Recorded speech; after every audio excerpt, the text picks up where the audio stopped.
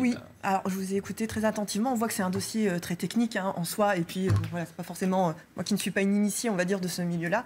Mais on voit qu'effectivement, il y a quand même une justice de classe avec des personnes aussi qui ont les moyens de se défendre et d'autres qui l'ont moins. Ça, c'est une chose. Même si vous, il faut quand même le reconnaître, vous acceptez de défendre sur vos propres frais d'autres dossiers qui sont moins charismatiques. Il faut le souligner, je le souligne ici.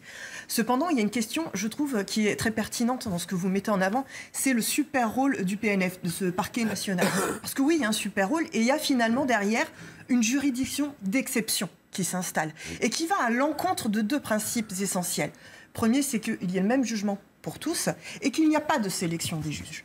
Or, ce PNF va à l'encontre de ces deux principes-là.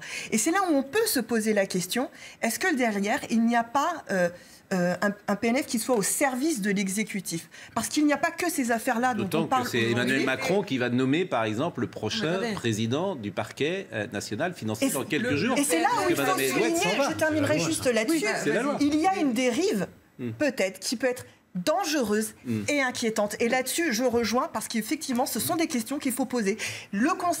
Des conseils déontologiques qui sont à part, qui garantissent la sérénité des débats et de la justice, garantir une justice indépendante, c'est bien ça le thème qu'il y a derrière. Et je rappelle ça.